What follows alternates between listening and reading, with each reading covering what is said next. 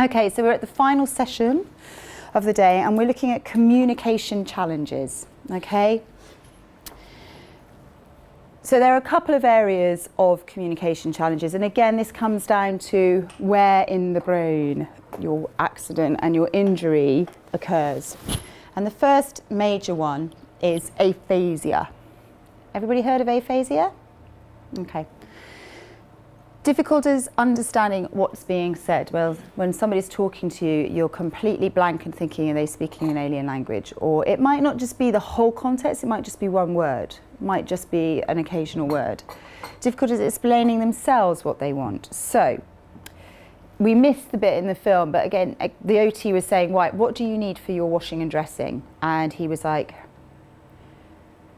sellotape. And he couldn't get the name right, but he wanted soap. And then the other thing was, he was like, you aren't coming in the shower with me. And she said, no, I'm not coming in the shower with you. And he said, I've got my dressing table on, you know. And again, it's nearly the word, but not quite. So often you will get people saying, I'd really like a cut, rather like, I'd really like a cup of tea. I'd like a cut of tea. Or it can be completely disassociated. I'd really like a tyre. Or otherwise the word comes out completely different and they make it up. And they'll get some make-up word that sounds a little bit nothing like what you're thinking, and so you have to break it right down. So that's aphasia. So, more exercises. But again, what you end up doing is you have to work it out. You have to basically slow them down and give them choices. So you might say to them, do you want a cup or do you want a spoon? You might show them a picture so that they can choose and select. This is sometimes a bit difficult. Oh, sorry, I've run out of one. Let's do it together. But, oh, have you got one? Do you want to do it together? Because I've run out, sorry.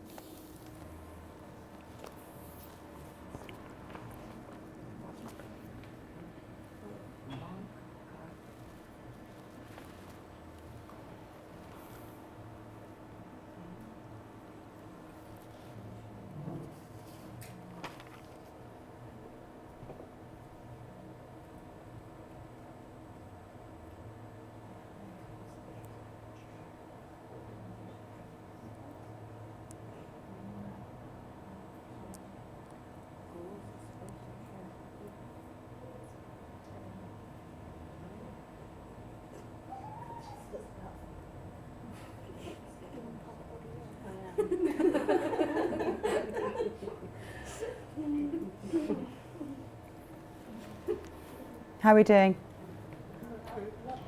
Some of them are really random. I'm just going to tell you that.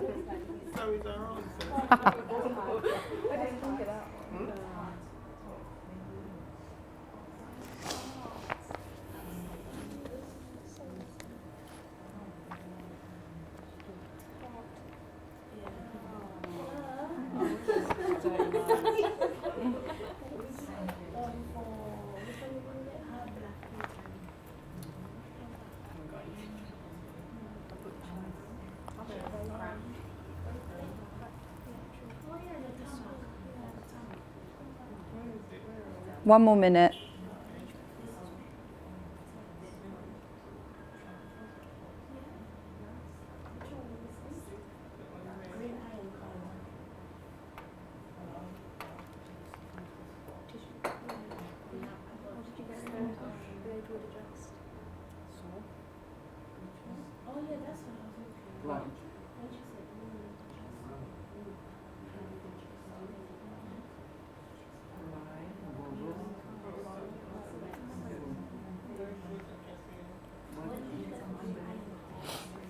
Okay, put you out of your misery.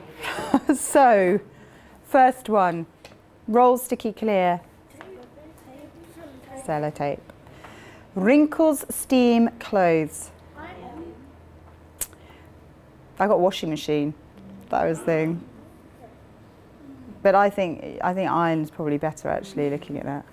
Feathers black fly. Or crow because it's black and it's specific. Border wood post. Yeah, fence. Stripe hooves and crossing. Yeah. Metal paper cuts. Exhaust ticket travel. Yeah, buses. It's buses because of exhaust. That's what I was wondering. Yeah. Wallet plastic signature. Credit card. Clothes wet peg. Washing and laundry. Washing line. Green iron card. Golf. Really difficult. Okay. Light bulb pavement. Lamp post. Warm water pipe. Dishwasher. Really hard. But it's because of the pipe. Hard black playtime. Yeah. Yeah, well done. What playtime?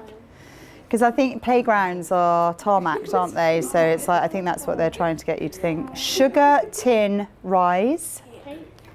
Baking cake, yeah. Blade wood adjust. Yeah.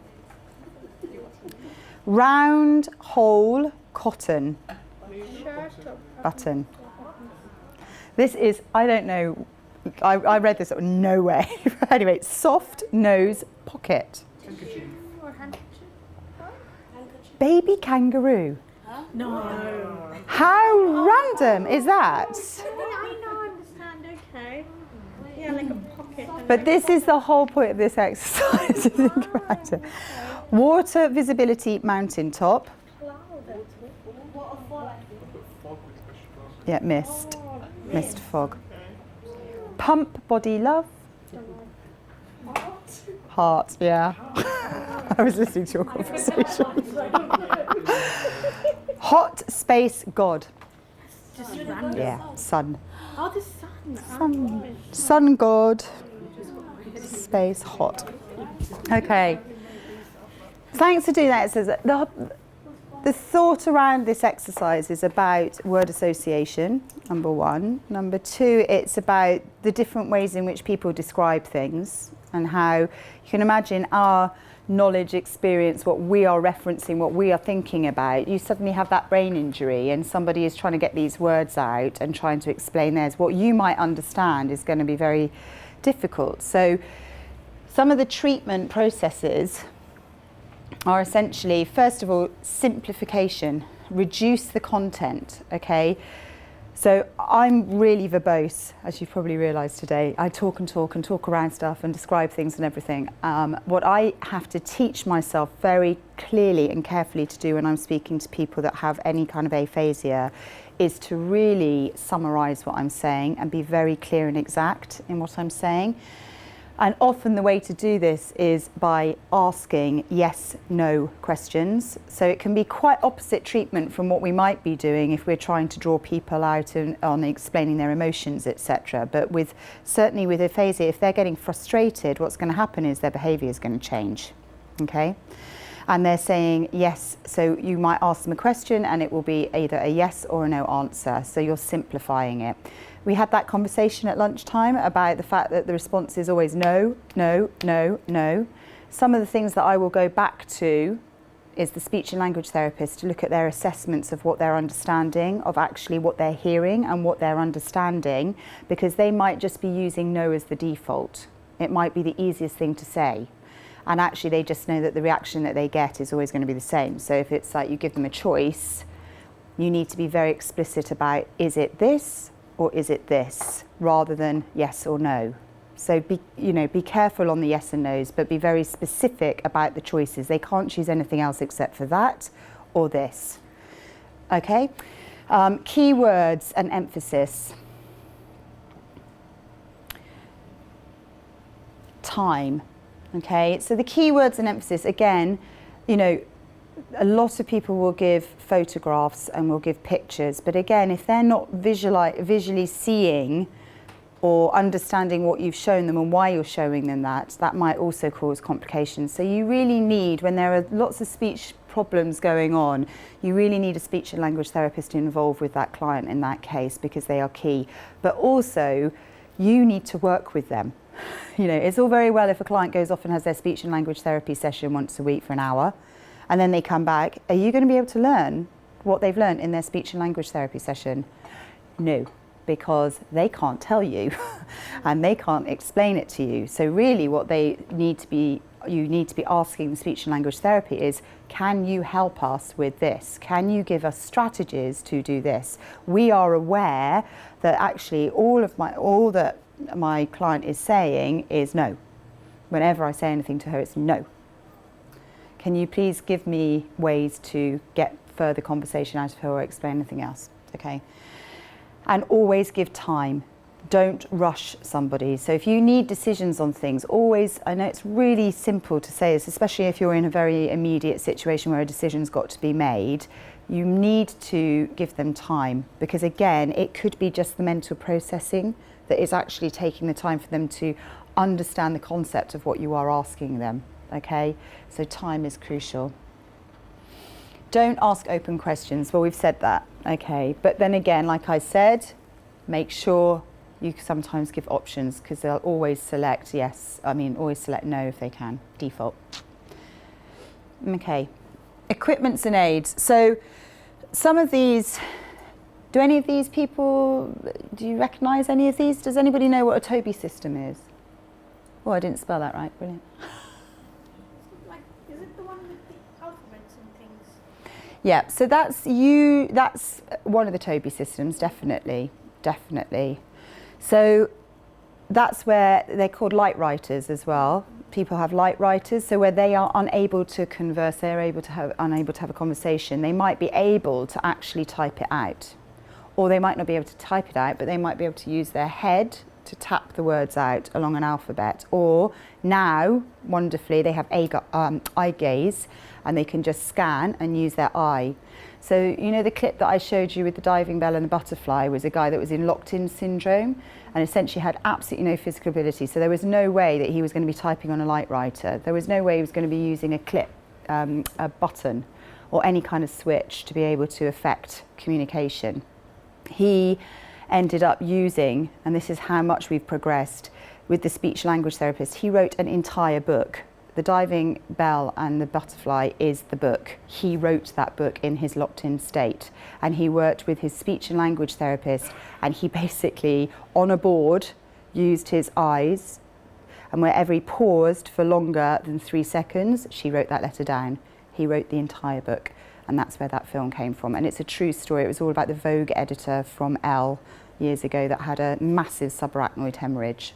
So that's a communication aid, very basic charts, but actually can be very, very useful because certainly there's the Loco apps. I mean, again, thank God for the smart world, thank God for Apple for all of its, you know, problems and everything, that you now get these incredible apps, and essentially it's like a whole storyboard on an iPad. If you upload it onto an iPad, they still cost money, but Toby systems, you're looking at £4,000 or £5,000 sometimes.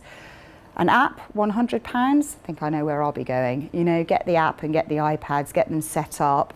And again, just through basically head tapping, or you can get them set up. And there are loads of teams out there as well. There's a brilliant team called the Compass team, and they're based at the Royal Hospital for Neurodisability, but they come out and they provide advice and support on adaptions and assistive technology. Again, working with speech language therapy, I wouldn't suggest that you're with a client and you try and do an assessment on what they understand, what they don't understand, what they work with, what they don't work with, what pictures they know and what they don't know.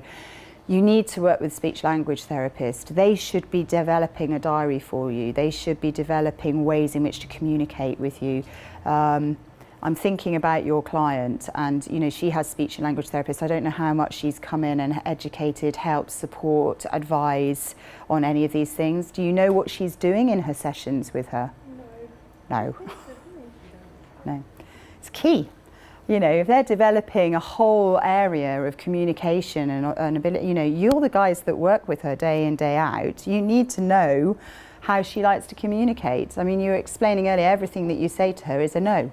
Response is no, no, no, no, no. So, you know, should we not be using those options, not giving her a yes and a no, giving her other things that she needs to be actually using? So it's stuff like that to think about. You're the best people to know how your individual clients work. You start very quickly recognizing what they're picking up just by doing things like if they are picking up a newspaper. You know, I always talk to support workers about, you know, when she watches telly, does she keep her attention with the telly? Is she watching it? Is she following it? Afterwards, when you ask her about it, can she remember any of the character names? Can she tell you the thread of the story? Use the things that you're doing day in, day out as part of that assessment process, that therapy process. You know, I've got one client at the moment, gets up every morning and he likes to have a cup of tea in bed, and then he now goes onto his news app and he has to learn the stories, the headlines of 3 of the stories, and by the time he comes downstairs and sees his wife, he has to tell her what the 3 headlines are. It's memory, it's communication, because otherwise he wouldn't talk. He'd come downstairs, make his breakfast, and then he'd go to sleep on the sofa for about 2 hours. So we've now built in as part of his structure with the speech language therapy, and then what he has to do every morning is send me a text. It's all a bit random, but we get a text because he's got to use a communication aid. He's got to practice, because actually his written word is pretty good. It's his speech that's really struggling and he can't get the words out. So just for him to do those headlines, reading he understands, you know, writing he understands, but he can't get the words out. How frustrating, really difficult. You're really frustrating for me. Dysarthria. So dysarthria is the damage to the muscles that help us to speak. So lips and tongue, all right? So aphasia was the ability to find the words and the speech centres. This is very much the motor, all right, the actual ability. And this is where you have a real frustration for people when they can't actually formulate words, when they can't make themselves known or heard, and it is really hard because again you feel really embarrassed because you're sat there going, sorry, you're going to have to say that again, sorry, I really can't pick that up, do you mind just saying it one more time? They get embarrassed, you get embarrassed, then you think, well, I'll just take a punt and hope that this is what they want me to do, and then you find out they don't, and then suddenly what happens? Oh, escalation of aggression or behaviour. Right, that's it, had enough, shut down, not going to work with you anymore. So it's one of the areas. So yeah, weak muscles. So a lot of what you'll find with speech and language therapy, especially when there's speech slurring or drop or drooling, lots of drooling, is the speech language therapist will work really hard on oral motor coordination, oral motor exercises, and also swallow, because obviously with drool, there's there's the issue with swallow, seeing if the swallow is safe and whether they are able to do that. And also they then get special patches that affect their saliva production, and that can also reduce the drooling. But it's much more of the motor context and the motor. So strategies, again, you need to focus on them and you need to give them face to face, because what they end up trying to do, because then you can see some of the lip movement and you can try and work things out that way. You also don't upset people by basically saying I can't get it, and then you just wander off. You are still giving them concentrated attention. But also what happens is they tend to use gesture. A lot of people they will point, obviously, tell you what's going on, what they want. They might use other sign language that they learn, or they might start forming their own sign language to tell you. If they are fortunate enough to be able to still write, they might be able to write down what's going on for them, or again, point at pictures or select things.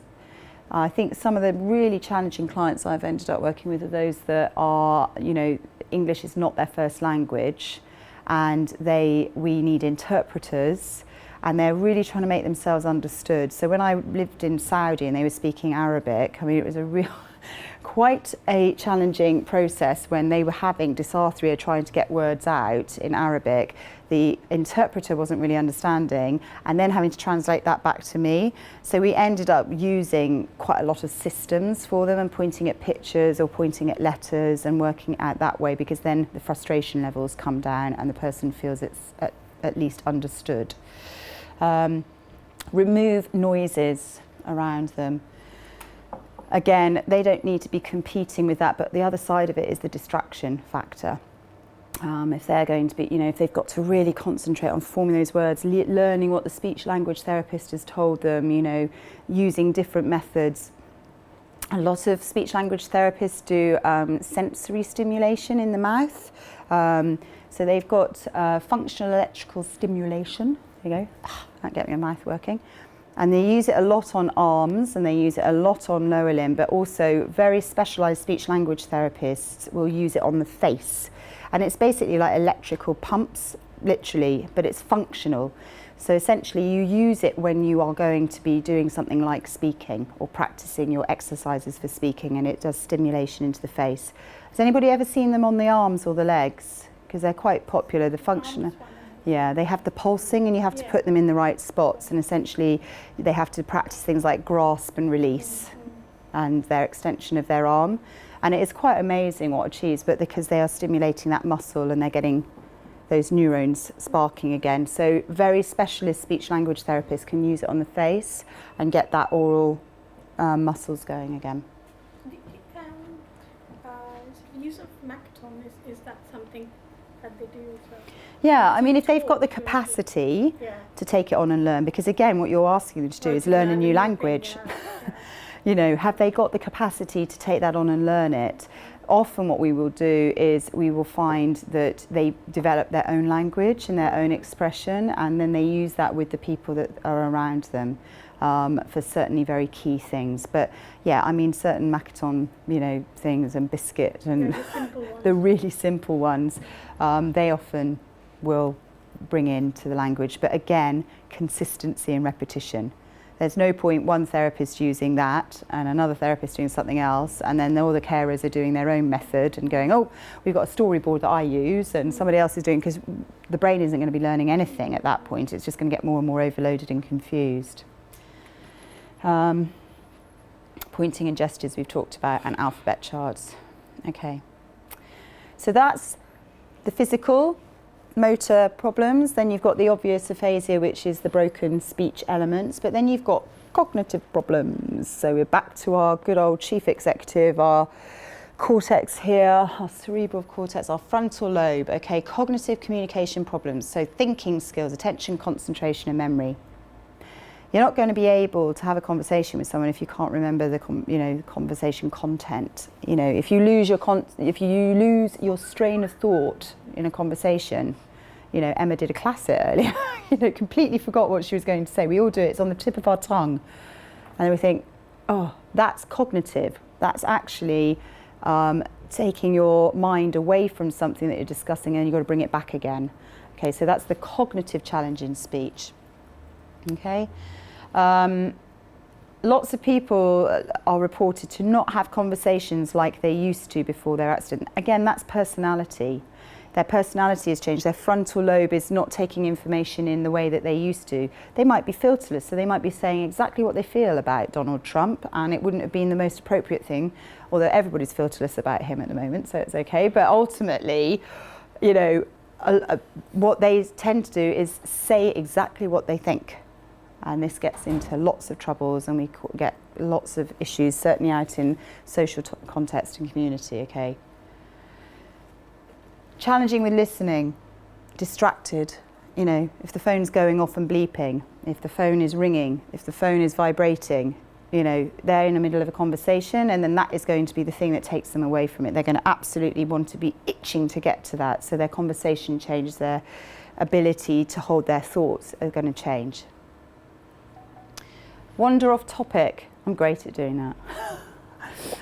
You know, this is, you start on something and then you go off somewhere else, and then you have to draw them back. I had a lady recently that I did an initial assessment with. Cognitively, she was actually not bad. She had an amazing memory, and she had all these coping strategies, but she was quite highly anxious.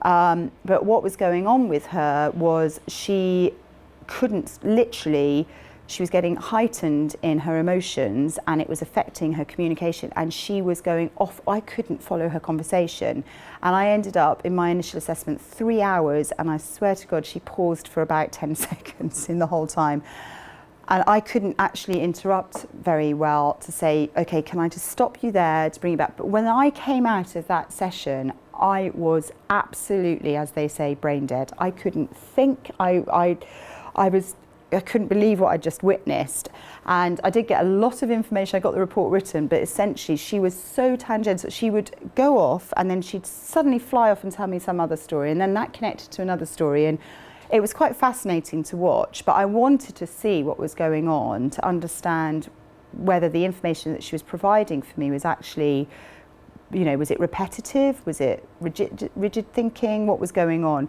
She's had all her cognitive tests, and actually she's performing at quite a high level. But when she hits this wall of emotional heightening, it affects everything.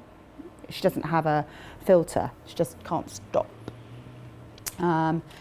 Repetition and rigid thinking. So when you start hearing the same story, the same, you know, coming back round every sort of 10 minutes, there's obviously, they're quite fixed. It's called rigid thinking. They just cannot get off that topic because that's the only thing that's consuming them. It's usually something that's very meaningful, so you mustn't take it away from them. You mustn't say, I've heard that before. You know, think very carefully about how you feed back that you've heard that information before. Yeah, remembering, recall. Going to test you all after this on everything that we've learned today. Yeah, so memory. It's a big issue, but I think it is for all of us, and it's just like I said, the way that it's learnt. And initiation. That's the hardest part for a lot of people. So, you know, how do they start a conversation? How do they find the words to begin what they need to converse? So lots of rehearsal, lots of practice. When you're about to go in to do something, okay, how do we start this conversation? When you go in there, what's the most appropriate thing to say at that point? So I had the young girl I was telling you about earlier, she'd had her application form, came back, and she'd been offered a job at Oxfam. She was really excited, and she was so thrilled that she was going to be doing a 3-hour shift at Oxfam every Thursday afternoon. So I came along with on the first session, and she literally got to the door of Oxfam, and then she went into panic, fight mode, and she went, I just don't think I can do this, I can't do this. So we went away, and then we rehearsed what we were going to say and who we needed to talk to and what we were going to be doing. And she got into the shop and just looked around, and I said, are you okay? What do you think we're going to do now? And she went up to the first woman that she saw that happened to be a customer, and she delivered her speech. And then she was like, whew, got it out, you know, because she was so like couldn't get that initiation, couldn't work it out, and actually everything else went blank for her, and she just literally just garbled this incredibly well rehearsed thing that we just practiced to this lady. She was really good about it, and said, I don't actually work here, you probably need to go and speak to the cashier. And so she did deal with it really well, and then after that, all that de-escalation, she was like, oh, okay, fine, and then she actually was able to recall. But just getting these things started for people is so difficult, so difficult. Okay, is this going to happen next? Okay, who am I going to pick on? Laura, come up. I'm going to give you this test, okay? So if you just stand in front of the screen, the reason I'm doing that is so that you're not distracted by anybody else. But what I want you to do, you're going to look at the screen, okay, is I'm going to put up, it's called a Stroop Test, and you may have seen it before, but basically what I want you to do is read out the colour that you can see. Okay, so go along the lines from left to right onto the next row, and I want you to read the colour that you see. Okay. Oh, that's not very clear, is it? Oh. That murky, hang on, that murky colour there is actually red. Okay. Sorry, that's just come out really badly, okay? Red, blue, green, red, yellow, blue, green, red, red, yellow, blue, red. Very good. Very good. Very, very good. What did you have to do? Ignore the writing, like what it says. What did Laura have to do? Were you doing it as well? A lot of concentration. Yeah. Oh, really? Yeah. Massive concentration. Okay. So really what you're doing at that point, they always say, okay, it's speed of process, speed of information coming in, all right? So what usually hits first is it's actually naming the colours requires more attention than reading the words. It's much, much easier to read that word up there, because actually if I now said to you, read the words.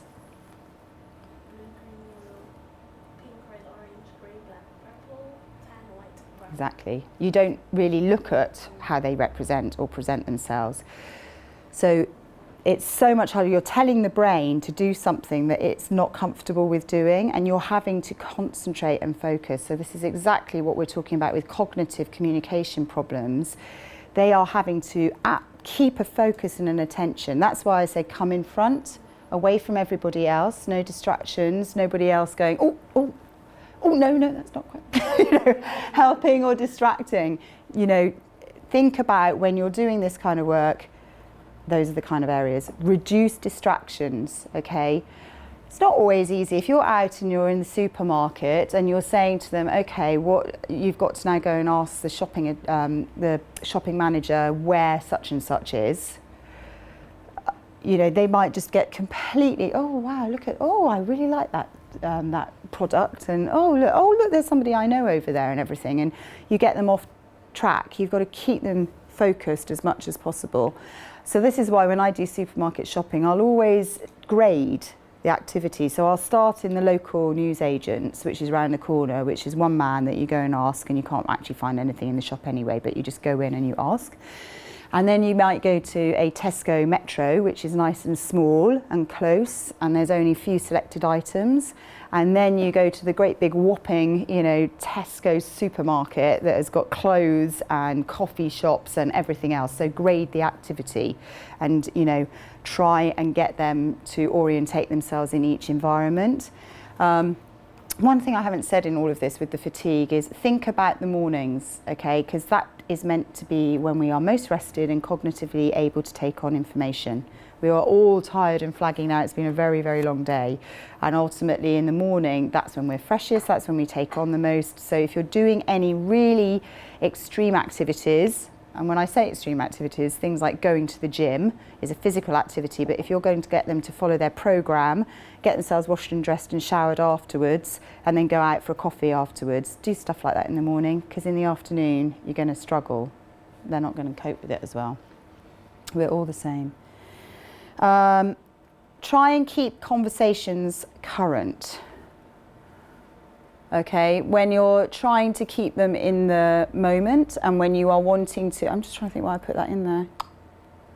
Probably because if there's a memory issue going on and they can't remember, so if you say to them, what did you do yesterday? I don't know. You're going to end up doing the whole conversation.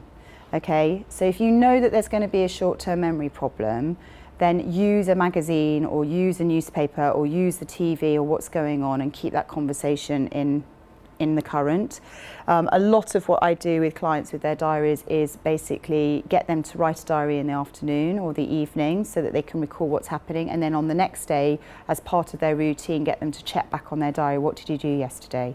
What are the things? Where do you find that information so that you can keep them to task? I also do picture diaries. There's some brilliant apps where you can take a picture on the day, and it can just be a picture a day with a comment on it of what's happened or where they went. Sometimes if people don't leave the house, I just get them to take a picture of the meal that they ate so that they can just start having that extra memory strategy.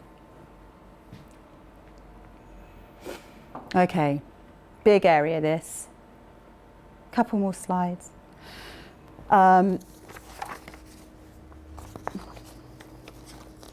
It's a big area around behaviour, this. And a lot of the time,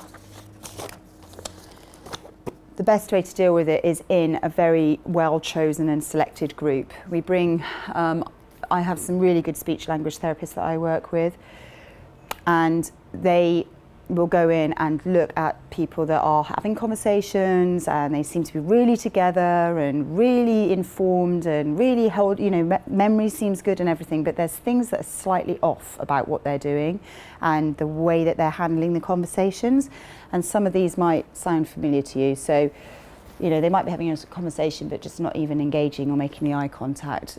Their personal space and awareness of personal space is not great. They appear not to listen. I've got a great guy actually at the moment and we go out and we do some work and everything, and he will talk to everybody that he's out with. He loves to have a conversation, and he's really eloquent and really fascinating. He asks all the appropriate questions, and then at the end of every conversation he goes, "Can I give you a hug?" Bless him.